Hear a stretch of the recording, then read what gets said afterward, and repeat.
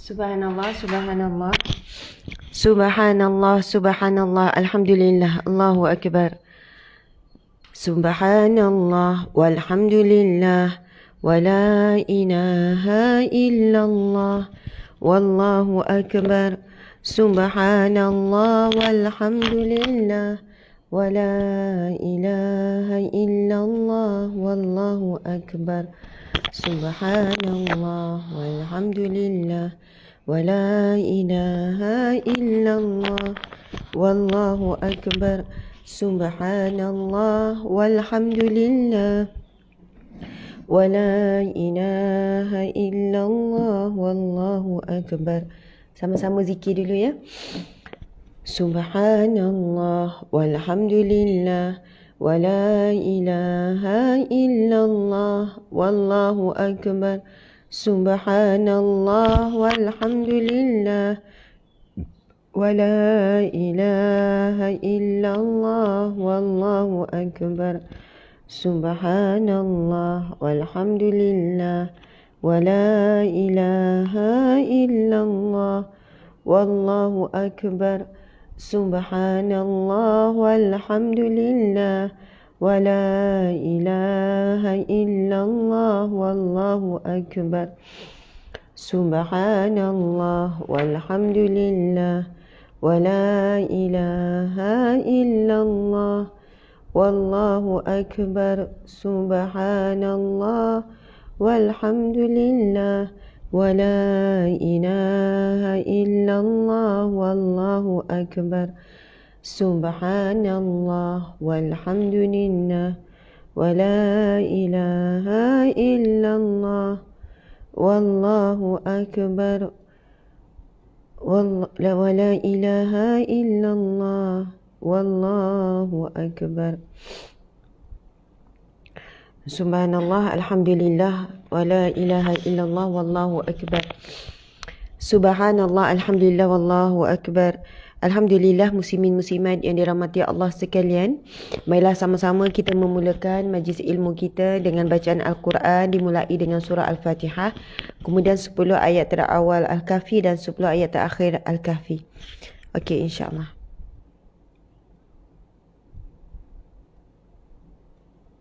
Bacaan ini oleh Al-Fadhil Ustaz Syafi'i, merupakan salah seorang staf kami, unit penyelidikan. Subhanallah.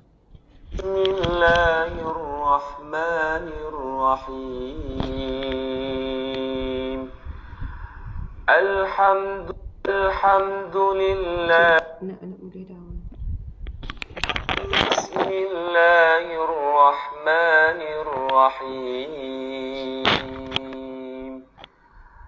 Alhamdulillahi Rabbil Alamin. Ar-Rahmanir Rahim. Maliki Yawmiddin. Iyyaka na'budu wa iyyaka nasta'in. اهدنا الصراط المستقيم صراط الذين أنعمت عليهم غير المغضوب عليهم ولا الضالين.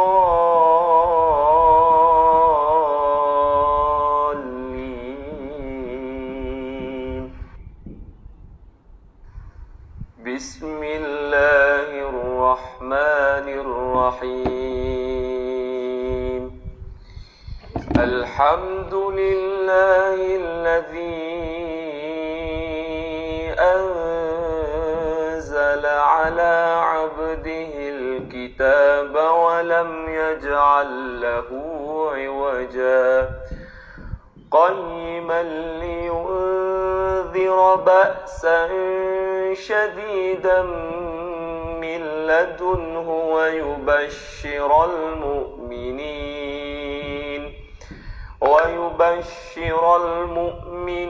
الذين يعملون الصالحات أن لهم أجرا حسنا ماكثين فيه أبدا وينذر الذين قالوا اتخذ الله ولدا ما لهم به من علم ولا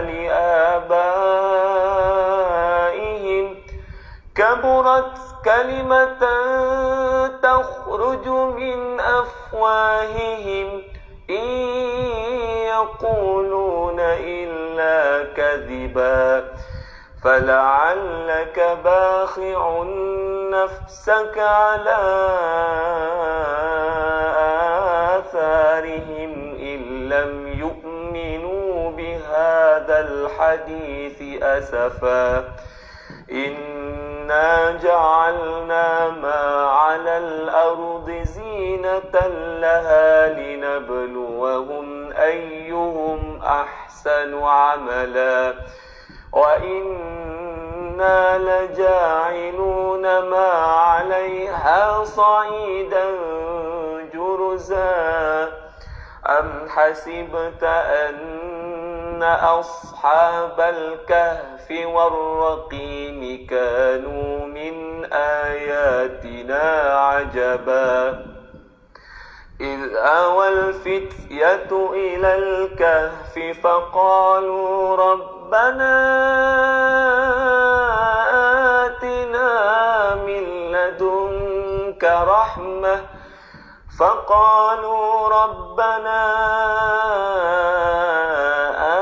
آتنا من لدنك رحمة وهيئ لنا من أمرنا رشدا وعرضنا جهنم يومئذ للكافرين عرضا الذين كانت أعينهم في غطاء عن ذكري وكانوا لا يستطيعون سمعا أفحسب الذين كفروا أن يتخذوا عبادي من دوني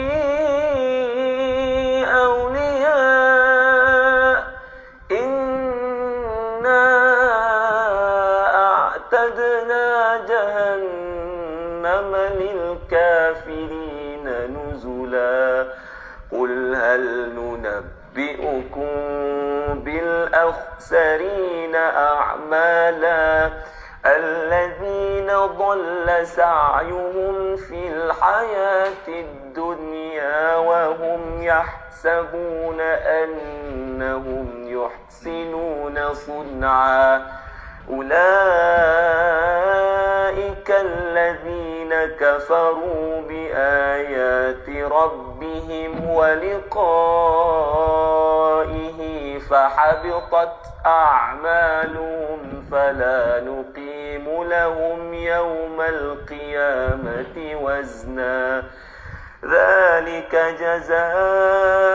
جزاؤهم جهنم بما كفروا واتخذوا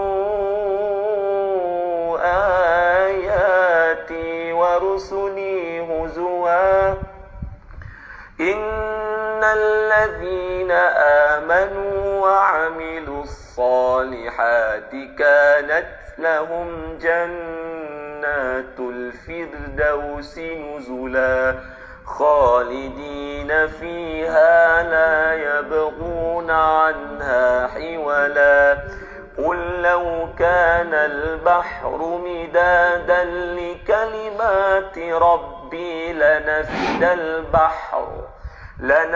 البحر قبل أن تنفد كلمات ربي ولو جئنا بمثله مددا قل إنما أنا بشر مثلكم يوحى إلي أنما إلهكم إله واحد فمن كان يرجو لقاء ربه فليعمل عملا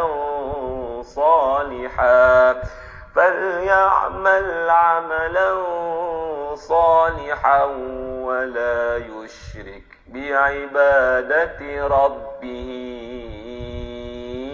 أحدا صدق الله العظيم.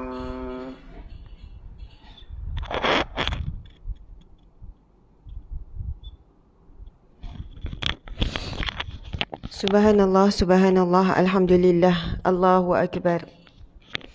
Subhanallah, alhamdulillah, Allahu akbar. A'udzubillahi minasyaitonirrajim. Bismillahirrahmanirrahim. Assalamualaikum warahmatullahi wabarakatuh. Alhamdulillah, alhamdulillahi rabbil alamin. Hamdan lillah, salatan wa salaman ala rasulillah. Sayyidina wa maulana wa habibina wa syafi'ina Muhammad ibni Abdillah wa ala alihi wa ashabihi awliyaillah. Alhamdulillah, segala pujian kita rafa'kan kepada Allah Subhanahu wa ta'ala. Apa jua bentuk pujian yang kita puji manusia ataupun kita dipuji oleh manusia, maka sandarkanlah hakikat pujian itu kepada Allah Subhanahu wa ta'ala. Kita perlu belajar untuk mengaitkan pujian-pujian yang kita sebutkan kepada Allah Subhanahu wa ta'ala, sama ada secara langsung ataupun tidak langsung, sama ada secara tersurat ataupun tersirat, sama ada secara zahir ataupun secara batin. Macam mana tu Ustazah kan? Subhanallah, alhamdulillah. Tuan-puan, mohon doakan moga saya bersama dengan tim, terutamanya Ustazah Husna Najihah. Sebagai Ustazah Husna Najihah ni adalah Ketua Unit Penyelidikan. Kami sedang dalam proses menyiapkan kitab Asma'ul Husna, syarah Asma'ul Husna, macam itulah, merujuk kepada kitab-kitab muktabar. Jadi gabungan nama kami berdua, subhanallah, mudah-mudahan ada hikmah, ada kebijaksanaan di situlah, ada keindahan di situ.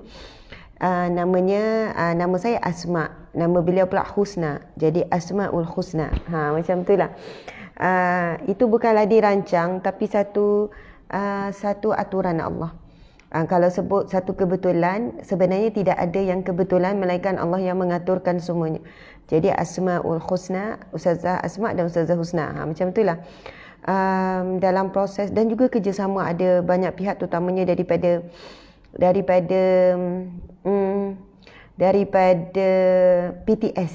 PTS Publication. Jadi alhamdulillah, muslimin-muslimat sebenarnya dia peringkat 40%, boleh katakan macam itulah. Dah setahun lebih, hampir 2 tahun dah. Dah 2 tahun dah pun memang memakan masa yang agak lama untuk menyiapkan sebuah kitab yang sesuai, yang ringan untuk dibaca dan mudah difahami untuk masyarakat awam, iaitu Asma'ul Husna dan syarahnya. Maksudnya Asma'ul Husna dan syarah Asma'ul Husna. Kita tahu Nabi SAW bersabda, barang siapa yang menghafal, barang siapa yang beramal, barang siapa yang menghayati man ahsaha 99 nama Allah. Hadis Nabi itu bermula, sesungguhnya nama Allah itu ada 100 kurang 1, iaitu 99. Masya Allah. Barang siapa yang membacanya ataupun menghafalnya, barang siapa yang membaca, menghafal, beramal, menghayati, memahaminya, maka dakhalal jannah, dia pasti akan masuk syurga. Jadi kita semua memang nekat, berusaha, bercita-cita, tujuan utama kita, perakhiran hidup kita, kan, yang paling utama adalah syurga Allah. Allahu Akbar.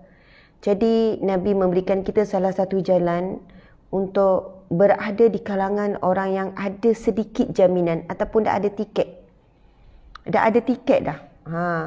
Sebab antara orang yang ada tiket dengan tak ada tiket, orang yang ada tiket lagi terjamin lah, tuan-puan sekalian.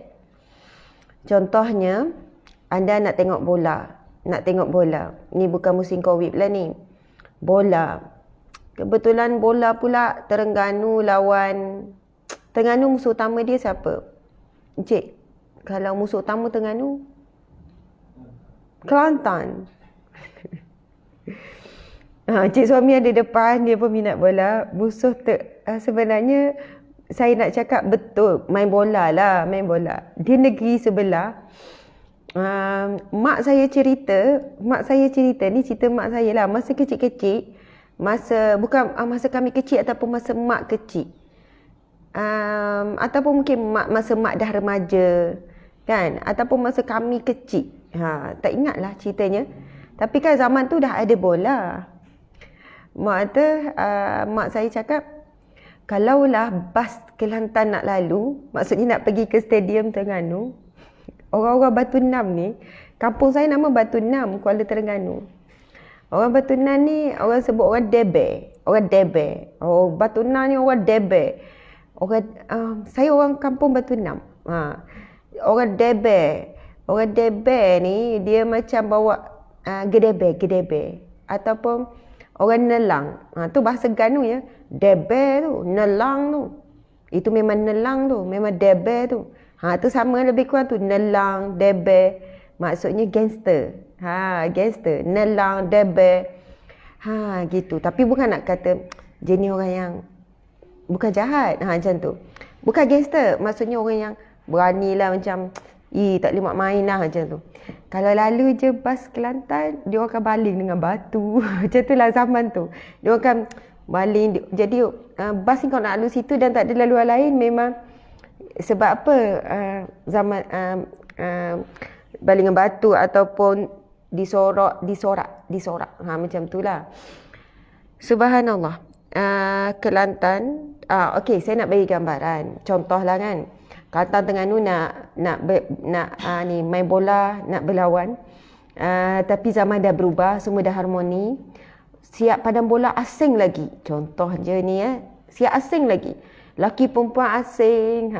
Contoh, subhanallah. Dan masa tu syariat diamalkan dengan sangat baik. Pemain bola semua tutup aurat dengan baik.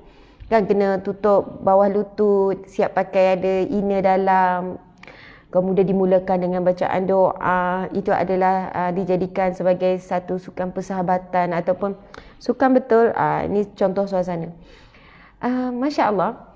Lepas tu mungkin kita akan beli tiket awal-awal. Berebut ni nak beli tiket ni. Sebab seteru utama ni, Kelantan Terengganu ni. Kita kawan ya, Kelantan Terengganu. Saya belajar di Kelantan. Suami pula orang Besut, memang kecik Kelantan. Lepas tu tuan-puan sekalian, kita beli tiket. Masya Allah, kita beli tiket. Lepas tu ada pula kawan kita, bila borak-borak, kau nak pergi tak? Pergi tak nanti perlawanan bola ni? Dia pun kata, insyaAllah pergi, insyaAllah. Dah beli tiket? Belum. Belilah tiket, kan nanti tak sempat, tak nak pergi. Janganlah risau, tak ada tiket pun boleh. InsyaAllah boleh, yakin dengan Allah. InsyaAllah, kalau Allah izinkan, boleh masuk walaupun tak ada tiket. Pandai-pandailah bincang dengan yang jaga tu. Boleh kau timnya, buat rayuan je kat situ, nangis-nangis ke dia, bagilah masuk.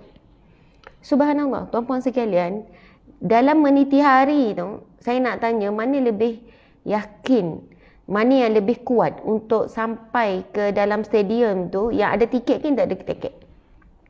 Yang ada tiket ni, dia dah tenang-tenang dah, tunggu hari saja. Subhanallah. Tapi yang tak ada tiket ni, duduk berbelah bagi. Dapat ke tak? Tengoklah. Kau nasib dapat. Ya. Sampailah ketika tempat menjaga. Mungkin kemungkinan besar yang tak ada tiket memang tak lepas. Memang tak boleh strict. Tak boleh masuk.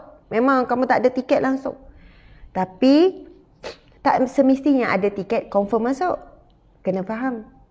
Tak semestinya ada tiket confirm masuk. Dah beli tiket siap-siap ni nak masuk ke stadium ni. Dah beli tiket siap-siap nak masuk ke stadium. Lepas tu tiba-tiba aksiden ke tengah jalan, terhalang. Tiba-tiba sakit perut ke, tiba-tiba apa-apalah, ada kematian ke, lalu dia kena hadir kematian. Subhanallah. Tapi sekurang-kurangnya kita tahu yang ada tiket ni lebih menjamin berbanding yang tak ada tiket. Ni cerita nak masuk stadium ni, tuan-puan sekalian. Subhanallah. Tiket-tiket ke syurga Allah banyak Allah sediakan. Pelbagai tiket untuk menuju ke syurga Allah. Tiket sedekahnya, tiket amal soleh itu, ini macam-macam. Masya Allah. Jadi sahabat-sahabat dimati Allah sekalian, salah satu tiket. Itu bahasa mudah untuk difahami. Memang Ustazah, adakah di Nabi sebut tiket-tiket syurga ni? Salah satu tiket ke syurga Allah subhanallah melalui kita beramal, kita menghayati dan kita belajar tentang Asmaul Husna. Kerana itu disebut dalam hadis Nabi sallallahu alaihi wasallam, barang siapa yang beramal, menghafal, membaca Asmaul Husna, dakhalal jannah, dia pasti masuk syurga. Subhanallah. Jadi doakan supaya kami berjaya siapkan 99 nama Allah Asmaul Husna dengan syarahnya. Subhanallah. Mudah-mudahan kita tergolong di kalangan orang yang memiliki asbab jalan laluan tiket ke syurga Allah Subhanahu Wa Taala, dan kita akan dipanggil masuk dan dilepaskan, melepasi malaikat yang menjaga sehingga kita boleh masuk. Sebab malaikat kan akan ada malaikat yang jaga pintu syurga, ada malaikat menjaga pintu neraka. Nauzubillah min zalik. Allahu akbar, masya-Allah. Saya tengok mata saya macam bengkak. Tak habis-habis bengkak. Biasalah malam tadi saya ada menangis, ada something yang membuatkan kita nangis pula bersungguh-sungguh. Memang saya dah tahu mesti akan efek bengkak. Semalam kan tuan-puan saya kita cakap pasal air mata menangis kerana takutkan Allah. Itu pun salah satu ciri-ciri orang yang ada tiket ke syurga. Nabi SAW bersabda, hadis yang sahih. Ada yang kata, Ustazah nampak tak sihat? Saya sihat, alhamdulillah sihat. Cuma bengkak tu biasalah kesan menangis, lepas tu tak lama kita tidur, jadi bengkak tu tak hilang. Masya Allah, muslimin muslimat dimati Allah sekalian. Nabi SAW bersabda, 7 golongan yang mendapat naungan Allah di hari yang tiada naungan melainkan naungan Allah. 7 golongan yang mendapat naungan Allah di hari yang tiada naungan melainkan naungan Allah. Salah satunya adalah mereka yang menangis semata-mata kerana Allah. Di mahsyar kita tahu tidak ada naungan melainkan naungan Allah. Tak ada lagi ketika itu naungan pemerintah ke, ketua kampung ke, kawan baik ke, naungan suami ke. Maksudnya itu harinya pertolongan hanyalah pertolongan Allah. Pertolongan Allah. Syafaat Nabi pun dengan izin Allah. Allahu akbar. Kan Nabi memohon untuk memberi syafaat kepada kita, contohnya kita dipilih. Kan hasil daripada banyaknya selawat, ikut sunnah Nabi, sambung perjuangan Nabi contohnya. Subhanallah. Lalu Nabi pun ingin membantu menolong kita, semuanya pun dengan izin Allah Subhanahu Wa Taala. Sahabat-sahabat dimati Allah sekalian, terdapat 7 golongan. 7 golongan dalam hadis Nabi, 7 golongan yang mendapat naungan Allah di hari yang tiada naungan melainkan naungan Allah. Salah satunya adalah mereka yang menangis, mata yang menangis semata-mata mengharapkan redha Allah, mengharapkan pengampunan Allah. Sahabat-sahabat dimati Allah sekalian, Masya Allah, nanti kita tuliskan 7 golongan ni. Nanti saya tulis ya. Nanti kita tulis hadis Nabi tu. Nanti kita tulis. Okey. Sahabat-sahabat dimati Allah sekalian, sikit lagi. Tadi saya sebutkan bila kita memuji ataupun dipuji, sandarkan kepada Allah. Contohnya, ini seronok bila belajar Asmaul Husna. Contohnya bila kita melihat ada seorang yang sangat kaya raya. Lalu kita pun memuji, kayanya, macam mana kau boleh kaya macam ni kayanya. Tapi sebagai orang mukmin, orang yang beriman, subhanallah, terus terselit. Ya Allah, Allah ya Ghani, Allah yang maha kaya, ya Mughni, yang maha memberi kekayaan. Kau pinjamkan kekayaan kepada manusia ni, kepada hamba Allah, kepada kawanku ni, ya Allah. Engkau lah hakikatnya yang maha kaya, ya Allah. Walaupun dihimpunkan semua orang kaya di dunia, itu pun tak sampai pun sebesar sebelah biji nyamuk, sebelah sayap nyamuk. Subhanallah, Allahu Akbar. Itu disebut dalam firman Allah Subhanahu Wa Taala. Sesungguhnya dunia dan isi ni, daripada dulu sampai sekarang, Allah sebut apa? Tak sampai nilai dia seberat sayap nyamuk. Masya Allah, Allahu Akbar. Encik tolong cari yang sebelah sayap nyamuk tu, dunia dan isi ni. Tuan-puan yang dimati Allah sekalian, saya nak tanya, siapa di sini pernah tengok sayap nyamuk? Sayap lalat pernah tengok. Sayap lalat pernah tengok. Sebab sayap lalat macam tebal sikit, macam boleh nampak. Lalat tu masa terbang boleh nampak sikit sayap dia. Tapi siapa yang pernah tengok sayap nyamuk? Kalau tengok dokumentari yang dia zoom tu cerita lain. Nyamuk biasanya kita nampak nyamuk saja, tak nampak sayap. Sebab sayap nyamuk ni sangatlah nipis. Sangat nipis tuan-puan sekalian. Tak akan nampak. Dan Allah bagi perumpamaan dunia dan isi ni. Dunia dan isi ni, isi seluruh ni, kekayaan bumi, langit, kekayaan Bill Gates ke, kekayaan apa pun, subhanallah, tak sampai seberat sebelah nyamuk. Okey, subhanallah. Hadis Nabi, subhanallah, minta maaf tuan-puan sekalian, ia merupakan adalah hadis Nabi SAW, hadis sahih riwayat Tirmizi, yang berbunyi, Bismillahirrahmanirrahim, lau kanatid dunya ta'dilu indallaha janaha ba'udah ma saqa kafiran minha syarbata ma. Seandai dunia ini di sisi Allah senilai harganya dengan sayap nyamuk, nescaya Allah tidak akan memberi minum barang seteguk sekalipun kepada orang kafir. Subhanallah. Dalam hadis itu Nabi memberi gambaran dunia ni tak sampai nilainya sebelah sayap nyamuk. Subhanallah. Masya Allah, subhanallah. Jadi jika dikumpulkan segala kekayaan, termasuk kekayaan Fir'aun, kekayaan daripada zaman Nabi Adam sampailah sekarang, orang kaya, orang miskin, orang yang sederhana, semua kekayaan dikumpulkan, tidak akan sampai pun berat tu seringan sayap nyamuk ni. Tak tahu berapa berat dia. Kalau timbang, ada berat ke tidak? Cik, agak-agak ada berat ke tidak? Mungkin bila letak atas timbangan yang paling boleh detect, mungkin tak ada berat, tak ada nilai berat. Dan kekayaan Allah Subhanahu Wa Taala milik dunia dan isi ni tidak sampai seberat tu. Jadi, apalah sangat kalau kita tengok ada kawan kita ada kekayaan 20 juta. Di sisi Allah tidak ada nilai sedikit pun. Berapa aset kau? Aku kira-kira dah 50 juta. 50 juta?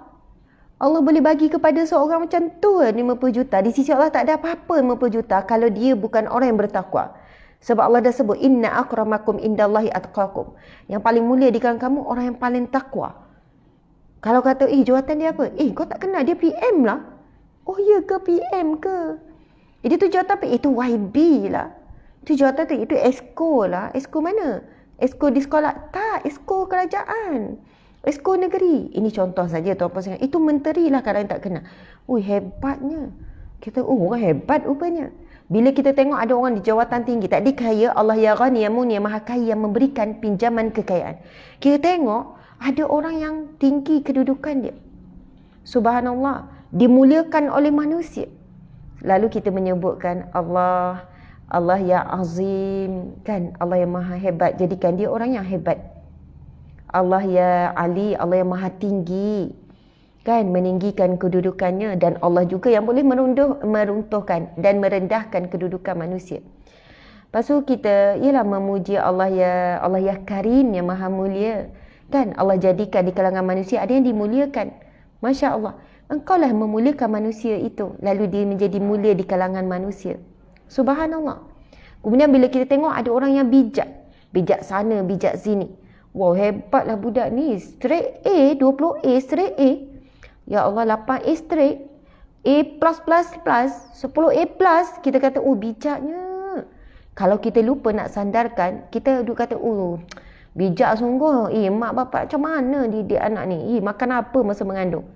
Itulah kalau kita tidak sandarkan kepada Allah, kita bimbang, terlebih memuji dan mengagumi makhluk. Sedangkan Allah ya hakim, yang maha bijak, berikan pinjaman kebijaksanaan. Kita tengok ada ciptaan Allah ya indah, manusia ke siapa ke, kan.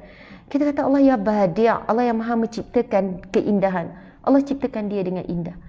Kita tengok alam, ya Allah, langit, kita pun kata ya Allah, Allah ya khaliq, yang maha menciptakan. Allah ya khaliq. Kemudian Allah yang maha mereka bentuk, Allah yang musawwir. Ya Allah, engkau yang maha mereka bentuk. Ya Allah, engkau mereka bentuk daun yang sangat indah. Engkau mereka bentuk alam ini dengan penuh sempurna, ya Allah. Kita tengok ada seorang suami tu penyayang sangat. Kita kata, penyayangnya suami dia, ya Allah. Untunglah dia dapat suami yang penyayang macam ni. Tuan-puan sekalian, Allah ya Rahman ya Rahim ya Wadud, yang memberikan kepada sikap seorang lelaki ataupun isteri ataupun ibu ayah, seorang yang sangat Allah limpahkan perasaan sayang sehingga dia mampu menyayangi. Kita kadang jumpa ada ibu-ibu kan, baiknya, hebatnya kita kata ibu ni, dia punya sayang pada anak tu. Dia sanggup korbankan buah pinggang dia. Kan, sanggup korbankan buah pinggang dia pada anak dia yang sakit. Punyalah dia sayang, kita kagum. Subhanallah, sekian ramai ibu ayah yang dera anak sampai mati. Subhanallah, ramai ibu ayah yang macam-macam lah pada anak. Bukan automatik dengan anak. Kita kata, nah memanglah anak kot. Saya rasa semua orang sanggup dengan anak. Nak korbankan apa saja. Tuan-puan sekalian, Allah Subhanahu Wa Taala kurniakan kasih sayang, cinta kepada hati ibu ayah ni. Allah ya Rahman ya Rahim ya Wadud. Tapi semua itu juga dengan ikhtiar manusia yang berusaha untuk jadi penyayang dan sebagainya. Jadi kalau kita nak sebut satu-satu nama Allah Asmaul Husna, kita akan dapati sebenarnya nama Allah berlegar di sekeliling kita, sahabat-sahabat. Alhamdulillah, muslimin-muslimat dimana Allah sekalian, itu sikit mukadimah tetapi juga isi pengajian kita. Masya Allah, jadilah kita Allah ya Hamid yang maha terpuji. Allah ya Hamid yang maha terpuji. Allah sangat suka kita memujinya. Sebenarnya bila kita sebut Asmaul Husna, kita sedang memuji Allah. Kan? Ar-Rahman Ar-Rahim, ya Allah maha pengasih, maha penyayang. Nas'aluka ya man huwallahu alladhi la ilaha illa wal La ilaha illa huwa ar-Rahmanur Rahim, Al-Malikul Quddusus Salam, yang maha memiliki, yang maha memberikan kesejahteraan. Kita ni sedang memuji Allah, puji Allah. Sahabat-sahabat, dalam salah satu nama Allah, Asmaul Husna adalah Allah ya Hamid, Allah yang maha terpuji, dan Allah sangat mencintai dipuji. Allah sangat suka dipuji. Allah sangat mencintai hamba yang mencintai memuji Allah. Masya Allah, Allahu Akbar. Kita pun suka dipuji kan? Kita pun suka dipuji. Tapi kita tak sampai peringkat bila orang puji bagi upah. Contoh orang puji saya kan. Lepas tu bila orang puji, ambillah RM10. Orang puji lagi, ambillah RM10. Oh, beratur orang nak puji saya. Kan orang kata, kau puji Ustazah bagi RM10 tau. Asal datang jumpa je, puji tu puji ni, ambil RM10, ambil RM10. Kita takkan buat begitu, takkan. Habis-habis kalau orang puji, alah biasa je lah, malu-malu kan. Kalau orang puji, makasih, insya-Allah mudah-mudahan. Saya tak macam tu. Tapi ada rasa seronok bila orang memuji. Lagi kalau suami yang puji. Kalau suami puji, seronok tu paling seronok lah. Kalau isteri puji suami pula, encik seronok tak isteri puji encik? Seronok. Okey. Anak puji kita, seronok. Anak puji. Kita puji anak-anak seronok. Tapi tak ada sampai kita bagi upah, kita ucap terima kasih. Tapi Allah Subhanahu Wa Taala, apabila hambanya memujinya, Allah bagi upah. Subhanallah. Allah bagi upah, tuan-puan sekalian. Upah apa? Bila kita memuji Allah, Allah bagi upah. Pahala. Upah, Allah bagi upah, pahala demi pahala. Dan setinggi-tinggi upah Allah nak bagi adalah syurganya. Diberi upah memuji Allah. Kena bayar ke puji Allah? Tak, percuma. Alhamdulillah. Segala puji bagi Allah. Alhamdulillahi katsira. Allahu Akbar. Alhamdulillahi katsira. Itu kan doa iftitah. Allahu Akbar kabira walhamdulillahi katsira. Tuan-puan sekalian, hadis Nabi SAW, barang siapa yang membaca doa iftitah selepas Allahu Akbar kabira walhamdulillahi katsira wa subhanallahi bukratan wa asila, Nabi sebut akan dibuka baginya 8 pintu syurga. 8 pintu syurga, tuan-puan sekalian. Hadis Nabi ni, Nabi baca sampai setakat itu saja. Hadis sahih, Nabi menyebutkan barang siapa, kan, sebab bukan 8 pintu syurga dibuka tu adalah untuk doa selepas wuduk. Tapi Nabi sebut barang siapa yang membaca, kan, selepas angkat takbir, Allahu Akbar kabira walhamdulillahi katsira wa subhanallahi bukratan wa asila. Setakat tu, tuan-puan sekalian, setakat itu saja pun dah memadai, sebab hadis Nabi sebut setakat itu. Wajib baginya, subhanallah, dibuka pintu langit. Pintu langit terbuka untuknya. Maksudnya Allah makbulkan doa-doa dia. Perhatikan ayat itu. Allahu Akbar kabira. Allah yang maha besar sebesar-besarnya. Indah sangat zikir ni, tuan-puan sekalian. Ustazah, doa zikir tu, doa tu baca doa doa iftitah tu baca dalam solat je. Luar solat boleh baca tak? Boleh. Tuan-puan sekalian, tak ada masalah. Ia satu pujuan yang sangat indah kepada Allah. Allahu Akbar kabira. Allah yang maha besar sebesar-besarnya. Allahu Akbar tu maha besar. Kabira sebesar-besarnya. Maksudnya tambahan pujian. Allahu Akbar kabira. Walhamdulillahi kathira. Dan segala puji bagi Allah. Kathira sebanyak-banyaknya. Masya Allah. Macam kita kan ucap terima kasih. Terima kasih ya. Itu biasa kan. Terima kasih banyak-banyak. Itu maksudnya kita ni macam berterima kasih sangat. Kita macam berterima kasih sangat. Kasih banyak-banyak. Terima kasih juta-juta. Jutaan terima kasih. Tapi biasa kita sebut terima kasih banyak-banyak. Itu macam kita sangat berterima kasih. Kalau biasa terima kasih. Bila kita sebut walhamdulillahi katsira, segala puji bagi Allah sebanyak-banyaknya. Wa subhanallahi bukratan wa asila. Dan maha suci Allah pada waktu pagi dan pada waktu petang. Masya Allah, indah sangat. Maksudnya dia bukan sekadar Allahu Akbar, Alhamdulillah dengan Subhanallah. Tak, dia mula dengan Allahu Akbar, lepas tu Alhamdulillah, kemudian Subhanallah. Kan itu biasa jika kita Subhanallah, Alhamdulillah, Allahu Akbar. Betul kan? Tapi ungkapan ni yang disebut dalam hadis Nabi ini, dan ia adalah hadis sahih, siapa yang memulakan solat dengan ni akan dibuka pintu langit terbuka. Maksudnya doa-doa permintaan dia dalam solat akan dimakbulkan oleh Allah. Dia dikenali oleh penduduk langit. Subhanallah. Saya ulang lagi sekali. Sangat indah ungkapan yang diminta oleh Rasulullah baca ni. Allahu Akbar kabira. Allah yang maha besar sebesar-besarnya. Walhamdulillahi kathira. Segala puji bagi Allah sebanyak-banyaknya.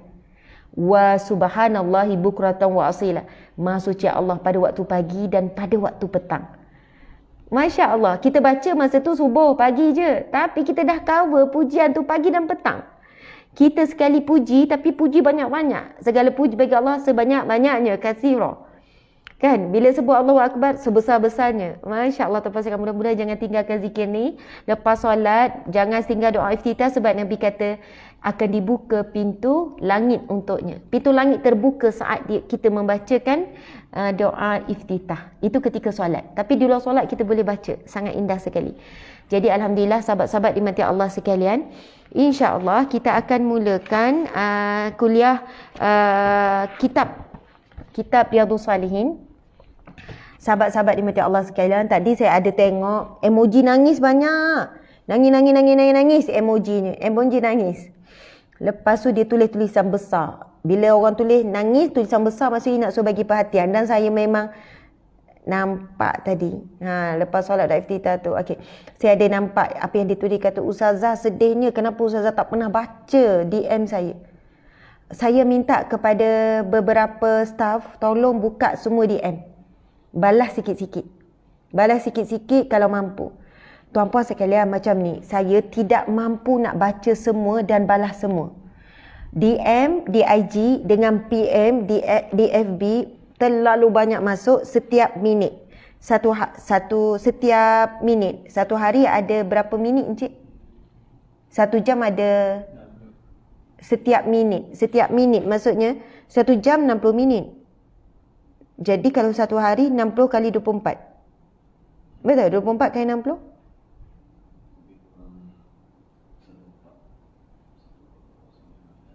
1400 lebih kurang. Minit. Okey. Sehari bayangkan dia kadang-kadang masuk message PM ataupun ni kadang-kadang 1000 message, kadang-kadang 800, kadang-kadang 500. Bayangkan saya tak mampu, bahkan dah ada tim yang jaga dari 5-6 orang pun dia kata Ustazah kami tak mampu nak menyantuni semua. Kami adalah balas mewakili Ustazah gini-gini. Jadi mohon maaf, maafkan saya. Saya tak sempat nak santuni PM dan DM. Terlalu banyak non-stop. Jadi jangan kecewa. Jangan kecewa. InsyaAllah ada pertolongan Allah. Tapi saya memang minta tolong tadi tu tengok balik komen ada hamba Allah tu. Tolong buka, mungkin dia sangat terdesak. Mungkin ada perlukan pertolongan dan sebagainya. Okey, baiklah. Kita sambung kitab Riyadhus Salihin, sahabat-sahabat dimati Allah sekalian. Iaitu berkenaan dengan bab taubat. Kita sedang membacakan, hari ini kita akan bacakan hadis Nabi yang seterusnya. Iaitu hadis yang kelima. Hadis yang kelima. Okey. Saya baca, sahabat-sahabat ikut ya. Sebab saya tak nak tukar lagi. Saya tak nak tukar. Nantilah saya akan tunjukkan hadis tersebut. Sebab biar kita maintain dulu di sini, saya baca dulu, kemudian saya nak bagi penerangan sebab saya kena tengok kitab. Nanti kan bangun duduk payah sikit. Okey, subhanallah. Bismillahirrahmanirrahim. Sahabat-sahabat boleh ikut ya, encik suami pun boleh ikut. Sekarang kita baca setiap pagi pukul 7 kuliah Riyadhus Salihin. Okey, bersama dengan Ustazah Asma Harun. Jangan lupa bersama. Sekarang kita masuk bab yang kedua iaitu bab taubat. Kita akan membaca hadis yang ke-6. Minta maaf, semalam kita dah baca hadis yang ke-5. Hari ini kita baca hadis yang ke-6 dalam bab taubat. Baiklah, bismillahirrahmanirrahim. Ikut ya. Wa an Abi Abdirrahman Abdillah bin Umar Al-Khattab radhiyallahu anhuma anin nabiyyi sallallahu alaihi wasallam. Kuat sikit. Ada seorang anak lagi. Ada seorang pelajar ni. Tak apalah encik. Ada encik suami yang tolong. Dan seorang-seorang kehadiran selalu setiap hari yang setia encik suami lah. Okey, subhanallah. Anak-anak waktu ni mereka sedang bersiap. Mereka dah siap-siap mandi apa. Memang mereka uruskan diri sendiri. Uruskan adik yang kecil semua. Dia orang siap-siap untuk kelas pukul 8 masuk kelas. Kadang-kadang saya dah siap kuliah kan. Habis lepas suku apa. Dia orang memang dia orang pandai-pandai sendiri. Termasuk yang darjah 1. PDPR kan. 5 orang sekolah anak. Subhanallah. Jadi yang ada selalu suami je lah kat depan ni. Okey, encik ikut ya kuat-kuat. Qala inna Allaha azza wa jalla yaqbalu taubatal abdi ma lam yughaghir. Rawahu Tirmizi wa qala hadisun hasan. Hadis hasan. Yang bermaksud daripada Abu Abdirrahman Abdullah bin Umar bin Khattab radhiyallahu anhuma meriwayatkan dari Nabi yang bersabda, Nabi SAW yang bersabda, sesungguhnya Allah menerima taubat seorang hamba selama nyawanya belum sampai di tenggorokan. Maksudnya sebelum nyawa sampai di halqum, di tenggorak, ataupun sebelum nazak. Nazak ni macam mana? Tak boleh nak bercakap apa dah. Maksudnya nyawa tu kan ditarik daripada kaki sampai ke atas, sampailah ke sini dah tak boleh bercakap dah. Maksudnya dah tak boleh bergerak dah ni. Sampai nak lepas dah nyawa ni, di tenggorak dah punya nyawa tu ditarik oleh Allah. Nazak dah. Siapa yang bertaubat masa tu tidak diterima oleh Allah Subhanahu Wa Taala. Sudah tidak diterima oleh Allah Subhanahu Wa Taala. Allahu Akbar. Na'udzubillah min zalik. Masya Allah. Muslimin muslimat yang dirahmati Allah sekalian. Ada banyak kisah kematian yang indah, kematian yang ni. Saya ni terbayang berapa kisah saya nak share sebenarnya tentang kematian-kematian yang baik dan kematian-kematian yang buruk. Ada dalam buku berkenaan dengan himpunan Husnul Khatimah dan himpunan Su'ul Khatimah. Sahabat-sahabat dimata Allah sekalian, Nabi SAW bersabda, Man kana akhiru kalamihi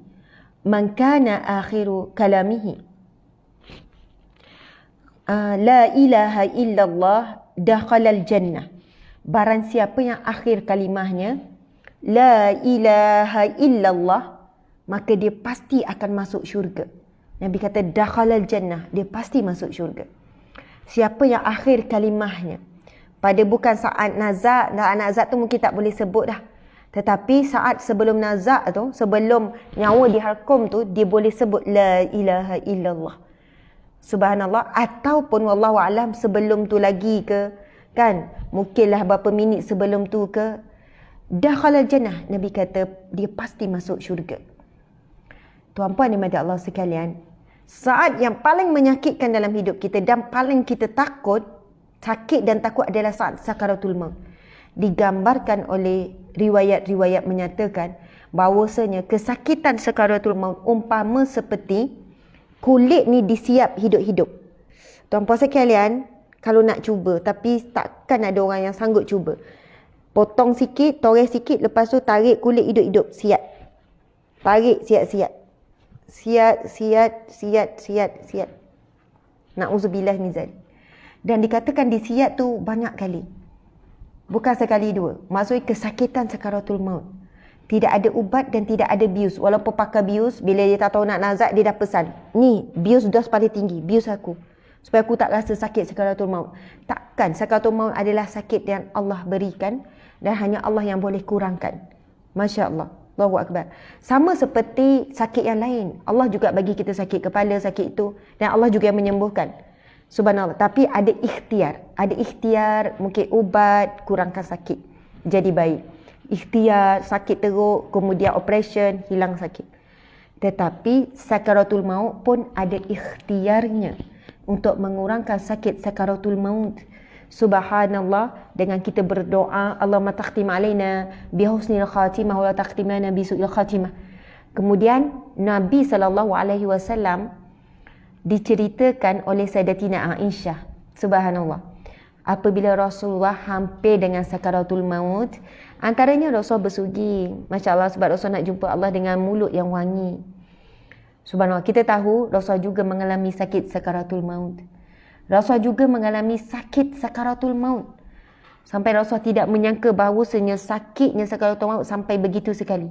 Sedangkan cara Allah memerintahkan malaikat maut mengambil nyawa paling lembut, paling ringan. Itu pun Rasulullah sakit, menyatakan rasa sakit sakaratul maut.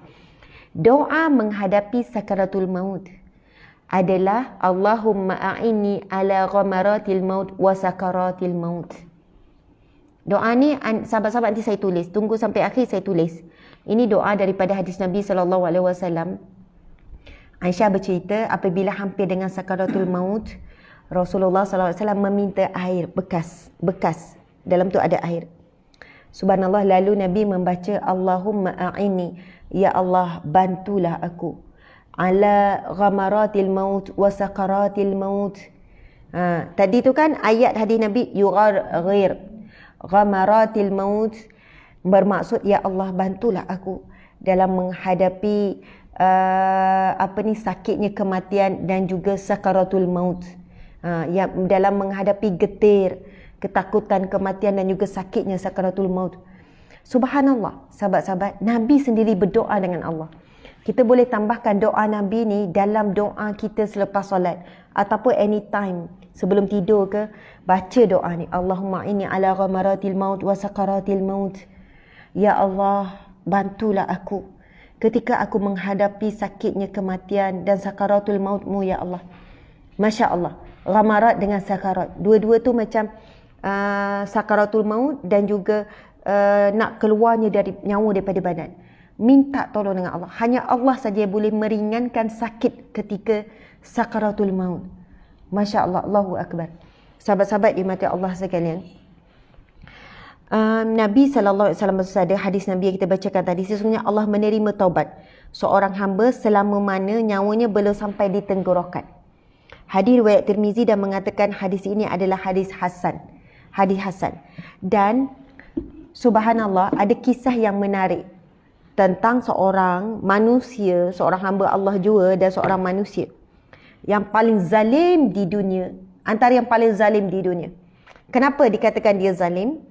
Kerana dia mengaku menjadi Tuhan. Mengaku menjadi Tuhan. Ana rabbiyal a'la. Aku adalah Tuhan yang tinggi. Siapa yang berani sebut macam ni? Fir'aun tu apa sekian? Fir'aun. Seorang yang zalim, kejam, sangat beramai membunuh rakyat. Bila rakyat tak nak ikut, tak nak mengakui dia Tuhan, bunuh, seksa. Lepas tu dia memerah keringat, tenaga rakyat, jadikan hamba abdi. Suruh bina pembinaan demi kekuasaannya. Kan? Memang Firaun ni sangat zalim dan dikatakan Firaun tak pernah sakit. Firaun menguasai harta yang melimpah ruah, diberikan kuasa. Subhanallah. Maha suci Allah. Allah yang menggunakan semuanya untuk jadi pengajaran kepada kita. Dan kita tahu kan, Firaun yang hebat semua tu, dia dalam keadaan menjaga kuasa dia. Bila dia tanya ahli nujum dia kan, apa yang akan patut ahli nujum dia bagi tahu, peramal dia, ahli nujum dia bagi tahu, kamu akan dijatuhkan oleh oleh seorang pemuda daripada bangsa kamu. Macam itulah, adalah kan ramalan ahli nujum tu. Lalu dia perintahkan semua anak kecil lelaki dibunuh. Semua dibunuh. Anak kecil lelaki semua wajib dibunuh. Subhanallah. Lalu dibunuh, dicari askar, cari anak kecil lagi, dibunuh hidup-hidup, semua dibunuh. Subhanallah, dibunuh semuanya. Ini cerita ini dirakam di dalam Al-Quran, dibunuh semuanya. Sebab apa? Ahli nujum tu, peramal tu mengatakan dia akan dijatuhkan oleh seorang pemuda daripada sekian. Masya Allah, lalu dibunuh. Apa yang ibu Nabi Musa, Allah beri ilham. Ini dicatat cerita di dalam Al-Quran. Allah beri ilham pada ibu Nabi Musa AS untuk menghajurkan Nabi Musa ke dalam sungai. Kita tahu kisah tu kan. Tapi Allah ilhamkan juga ibu Nabi Musa menyusukan dulu sampai kenyang. Itu menarik kisah tu. Menyusu dulu sampai kenyang. Mudah-mudahan Allah berfirman, dia akan dikembalikan kepadamu. Subhanallah. Itu cari ayat Al-Quran tu, Allah menyebutkan, kemudian Allah melahirkan memberikan susu, mudah-mudahan Allah akan kembalilah anak itu kepadanya kembali. Lepas tu, Masya Allah, bayangkan tuan-tuan sekalian, Fir'aun bunuh semua anak lelaki hidup-hidup. Tiba-tiba sampailah dalam bekas, dihanyutkan sampai ke istana Fir'aun, diambil oleh Asia pujuk Fir'aun. Akhirnya yang nak dibunuh jadi sasaran itu dia sendiri besarkan dalam istana. Nak sebut wa makaru wa makarallah wallahu khairul makirin. Itu firman Allah ya. Mereka merancang, Allah juga merancang, dan Allah sebaik-baik perancang. Ya Allah, lemahnya Fir'aun. Dia sendiri yang besarkan musuh dia di dalam istananya. Dia sendiri menjadikan musuhnya sebagai anak angkat, menjadi kesayangannya. Subhanallah. Asia, subhanallah, Sayyidatina Asia, ibunda kita Asia, seorang wanita yang suci, wanita yang bersih, wanita yang solehah. Tetapi menyembunyikan pengabdiannya kepada Allah daripada suaminya. Dan diceritakan adalah cerita Asia pun dipaksa untuk menjadi isteri Fir'aun, seorang wanita yang cantik, ibu ayah yang dikatakan Asia ini daripada keturunan yang tidak sembah selain daripada Allah. Maksudnya di kalangan ahli kitab. Subhanallah, tak pernah dia beriman ataupun menyembah Fir'aun suami dia walaupun dipaksa. Maksudnya dia sembunyikan keimanannya kepada Allah Subhanahu Wa Taala. Asia, sahabat-sahabat dimati Allah sekalian, ketika jadi isteri Fir'aun, dikatakan kezaliman Fir'aun makin berkurang. Fir'aun kurang sikit zalim dia, selalu Asia dengan kebijaksanaannya memujuk. Janganlah buat begini, jawab gini bang. Macam itulah kan, isteri yang bijak. Subhanallah, tuan-puan dan mata Allah sekalian, akhirnya Asia yang membesarkan. Fir'aun kalah. Orang hebat, garang, zalim macam mana, tapi kalah dengan wanita. Masya Allah. Pujuk-pujuk Nabi Musa AS dibesarkan. Dan pendek cerita, kita tahu apa yang berlaku ialah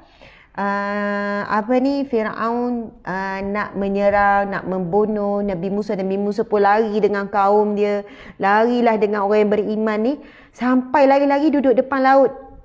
Lari-lari duduk depan laut, tuan-puan sekalian, lari duduk depan laut.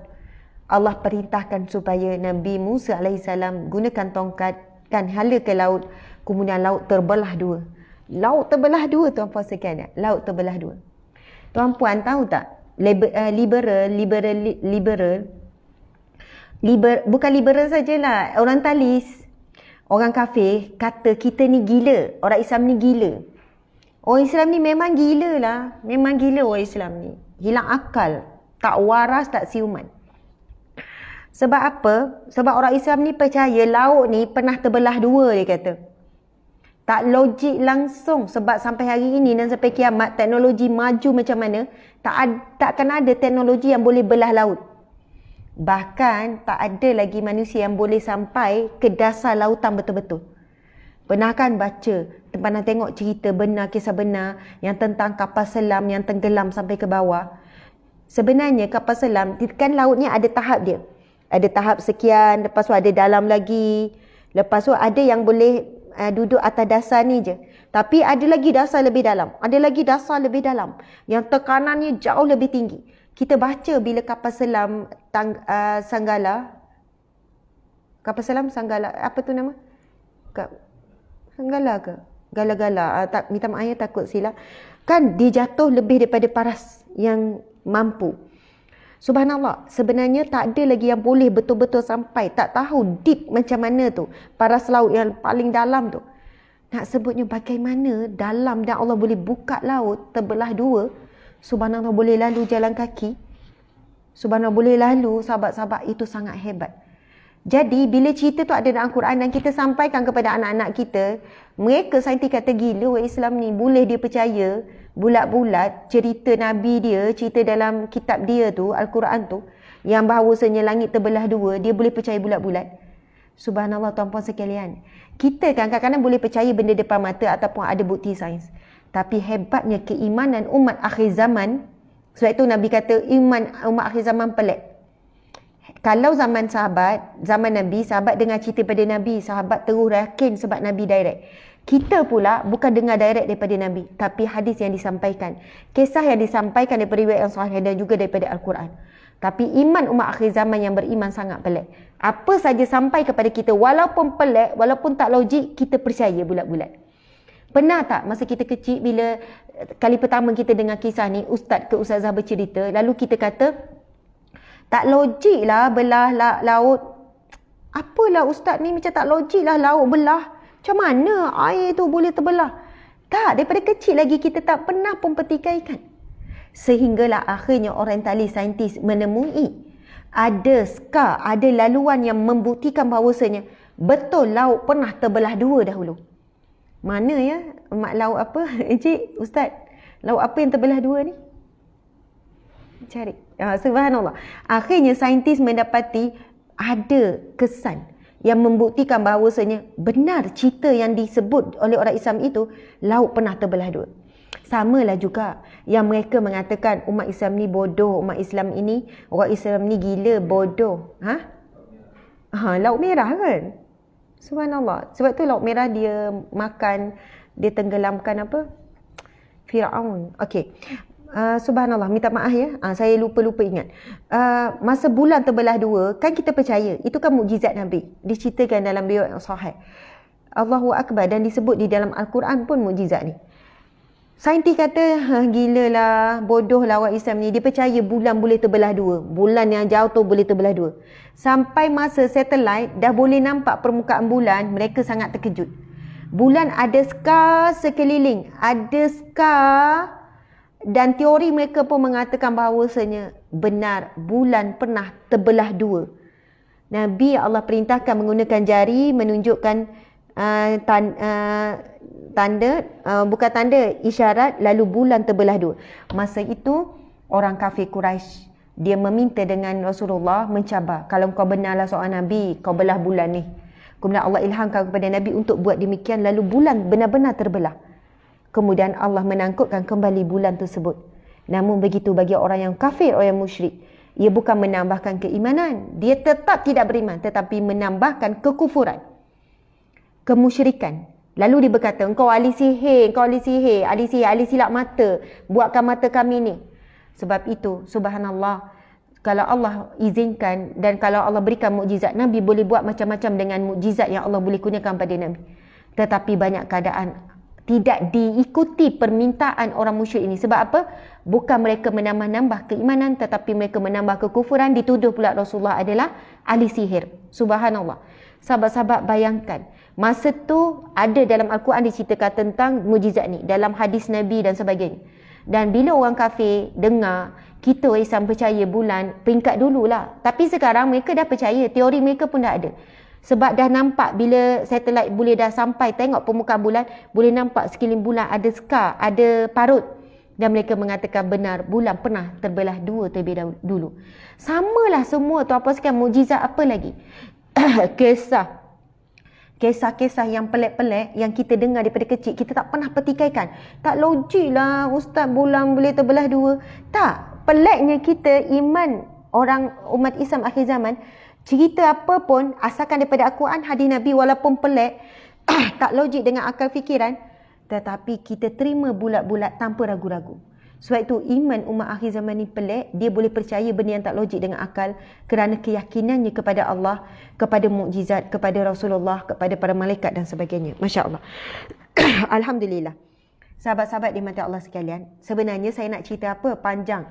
Berkaitan dengan kisah taubat kita ni, saya nak cerita bagaimana hadis Nabi tadi tu lalu dibawakan firman Allah Subhanahu wa taala. Okey, beberapa firman Allah ada kaitan dengan cerita Firaun. Sebab itu saya sebut pasal Firaun. Saya sebut pasal Nabi Musa alaihi salam. Masya Allah. Sebab hadis Nabi yang kita bacakan tadi, Allah tidak menerima taubat. Allah tidak menerima taubat orang yang bertaubat ketika dia bertaubat nyawanya dah sampai halqum. Dan inilah yang berlaku kepada Firaun, tuan-puan dan mati Allah sekalian.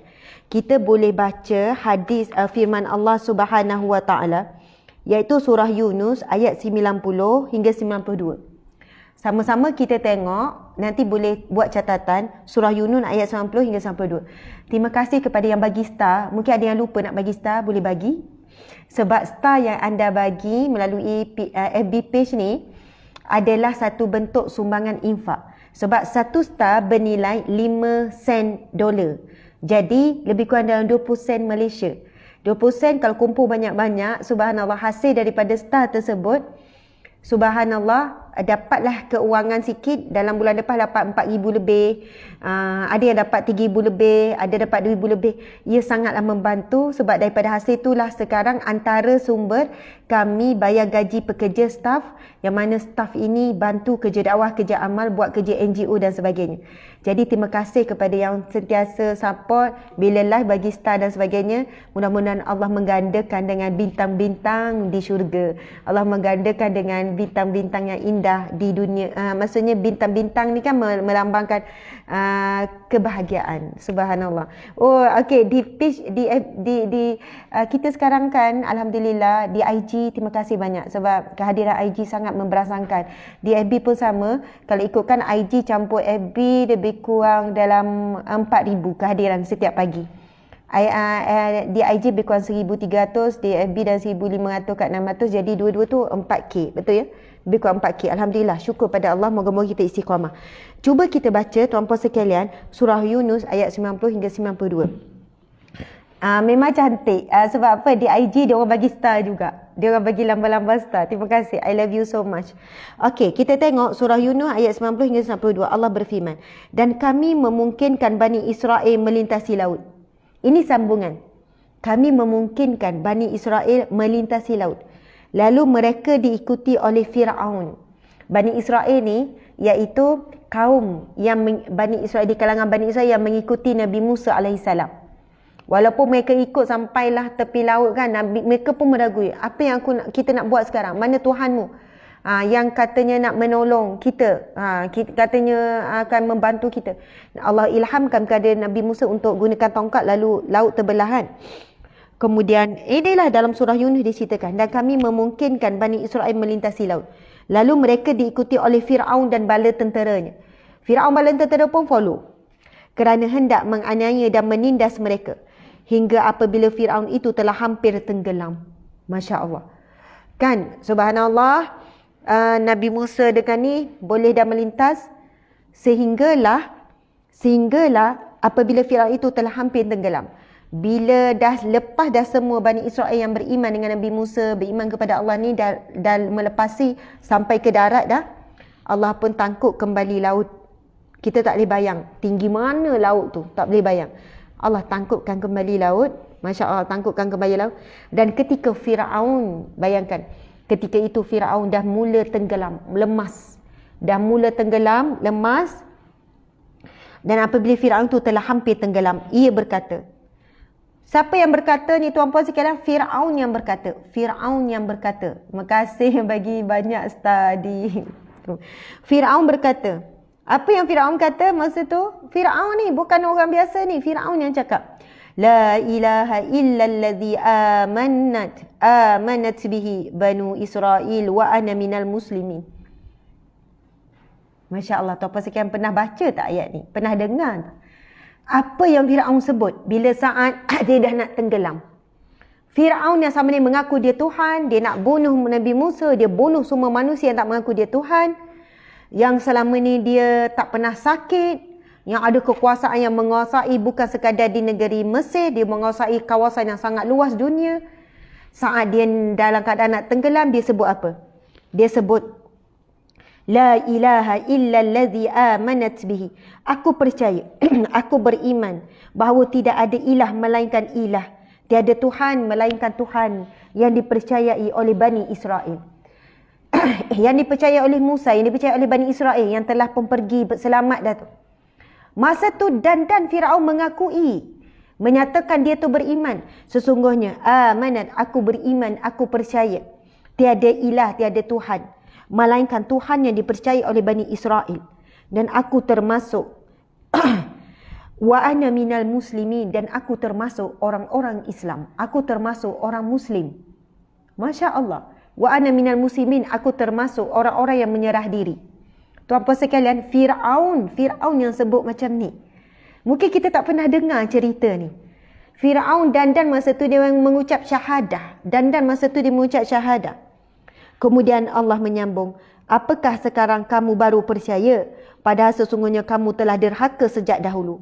Dan kamu termasuk orang-orang yang membuat kerosakan. Maka pada hari ini kami selamatkan badanmu, supaya kamu dapat menjadi pelajaran bagi orang-orang yang datang sesudahmu. Dan sesungguhnya kebanyakan dari manusia lengah dari tanda-tanda kekuasaan kami. Masya Allah. Subhanallah, tuan-puan sekalian. Apa Allah sambung apa, tuan-puan sekalian? Apa sambungan firman Allah? Allah kata, maka pada hari ini kami selamatkan badanmu, tubuh badanmu kami selamatkan, supaya kamu dapat menjadi pelajaran bagi orang-orang yang datang sesudahmu. Dan sesungguhnya kebanyakan dari manusia lengah dari tanda-tanda kekuasaan kami. Allah kata Allah akan menyelamatkan badan Firaun. Sebab itu sampai hari ini Firaun masih lagi ada. Mayat Firaun masih lagi ada sampai hari ini. Tuan-tuan yang minta saya, masih ada. Masih ada sampai hari ini, Masya Allah. Mayat Firaun dimumiakan sekian-sekian masih ada untuk jadi pengajaran bukti bahawasanya cerita Firaun itu benar, dan mayat Firaun itu kekal tak rosak sampai hari ini adalah janji Allah di dalam Al-Quran. Allahu Akbar. Muslimin muslimat yang dirahmati Allah sekalian. Ketika berlaku. Okey, ini dalam satu hadis Nabi SAW. Dan masa saya baca hadis Nabi ni, subhanallah, saya kata sampai begini sekali. Ketika berlakunya peristiwa Firaun mengucapkan syahadah, kan masa tu dia dah nak tenggelam, dia dah nazak. Lalu Firaun pun mengucapkan syahadah, tiada ilah, tiada Tuhan melainkan Tuhan yang disembah oleh Bani Israel. Dan wa ana minal muslimin, dan aku di kalangan orang yang muslim, aku menyerah diri kepadamu ya Allah. Masa tu dia mengucap syahadah saat dia dah nak tenggelam. Dan Allah kata, adakah kamu baru percaya sekarang sedangkan kamu melakukan banyak kerosakan? Subhanallah. Tuan-puan yang masih Allah sekalian, dalam satu hadis Nabi menyebutkan tentang ketika itu malaikat menyebutkan, sesungguhnya kami bimbang sekiranya Allah mengampunkan Firaun. Ini dalam bab betapa Allah menerima taubat. Malaikat berkata, sesungguhnya ketika itu aku sangat khawatir sekiranya Allah mengampuni Firaun. Tuan-puan sekalian, Masya Allah, sangat ajaib. Kenapa? Sebab apa? Masa tu malaikat mesti dengar. Malaikat menjadi saksi. Malaikat kan yang menyempurnakan perintah Allah. Allah perintahkan malaikat yang menjaga laut, belah laut. Allah perintahkan supaya malaikat yang menjaga laut untuk tangkup kembali. Allah kan perintahkan ada malaikat yang jaga angin, malaikat jaga tu, malaikat ini, malaikat tu. Subhanallah, muslimin muslimat sekalian. Saat itu malaikat menyebutkan, sesungguhnya aku khawatir, aku bimbang Allah mengampuni Firaun. Saat Firaun menyebutkan, sesungguhnya aku beriman kepada Tuhan yang disembah oleh Bani Israel, iaitu Allah, dan aku adalah orang Muslim. Maksudnya masa tu Firaun bertaubat. Dan malaikat kata, aku bimbang Allah menerima taubat Firaun. Maksudnya sebab apa? Malaikat sendiri memang benci Firaun ni. Malaikat sendiri maksudnya nampak kezaliman apa semua. Tetapi pada waktu yang sama malaikat bimbang sebab Allah ini maha pengampun. Allah ini maha menerima taubat. Walaupun orang tu melakukan dosa penuh langit dan bumi, walaupun seorang itu melakukan dosa tanpa henti saat hidupnya, tapi sekiranya dia benar-benar bertaubat dan pada waktu yang tepat, maka pengampunan Allah lebih besar daripada itu. Tuan-puan yang Allah sekalian, itu dah disebutkan dalam hadis yang sebelum ni kita dah baca, yang mana kisah semalam pun kan Nabi sendiri menyebutkan, sesungguhnya seorang pemuda datang dengan menenangi. Nabi sebut, sekiranya dosa kamu sebanyak bumi dan langit, penuh bumi langit ni dosa kamu penuh, terlalu banyak. Maka jika kamu bertaubat kepada Allah, nescaya Allah akan menerima taubatnya. Subhanallah, Allah terima. Tapi dengan syarat taubat nasuha. Dengan syarat taubat nasuha, bukan main-main taubat. Taubat buat lagi, taubat buat lagi. Taubatan nasuha. Nyesal, tak ulang dah. Tinggalkan terus maksiat tu dan tak ulang dah. Ini. Subhanallah. Sampai malaikat sebut, aku bimbang sekiranya Allah terima sesungguhnya saat Fir'aun mohon taubat dengan Allah, aku bimbang Allah terima taubat Fir'aun dan Fir'aun masuk syurga. Tapi tidak, Allah tidak terima. Sebab apa? Saat itu sudah nazak. Sebagaimana hadis Nabi yang kita bacakan tadi, sesungguhnya Allah tidak menerima taubat orang yang dah sampai nyawanya di halkum, di tenggorokan. Subhanallah, Allahu Akbar. Sekarang kita masih sihat walafiat, kita masih lagi hidup, kita masih lagi mampu memohon taubat dengan Allah. Tuan-puan, boleh jadi ini hari yang terakhir kita. Boleh jadi jam-jam ini jam yang terakhir kita. Kematian bukan dengan syarat sakit. Orang sihat pun ramai mati mengejut. Bukan syarat tua, sebab orang muda pun ramai mati. Bukan syarat kita ada tanda-tanda. Ramai yang meninggal tak ada tanda. Jadi sahabat-sahabat dimati Allah sekalian, jangan menangguhkan taubat. Allah hanya menerima taubat orang yang bertaubat sebelum nyawa di halkum. Jadi bimbang dah keadaan kita nazak dan keadaan kita dah sakit baru nak bertaubat. Na'udzubillah min zalik. Kita jadi taubat Fir'aun, yang mana Fir'aun ucap syahadah macam mana pun Allah tidak terima lagi. Subhanallah, Allahu Akbar. Alhamdulillah, muslimin muslimat dimati Allah sekalian. Jadi hadis Nabi yang dibacakan tadi tu sebenarnya adalah tulis, tuan-puan dimati Allah sekalian. Tapi tak apalah ya, saya tak ni pun ada dituliskan hadis tersebut, tapi bila ni jadi terbalik. Tuan-puan dimati Allah sekalian, nantilah pada esok lah saya tunjuk.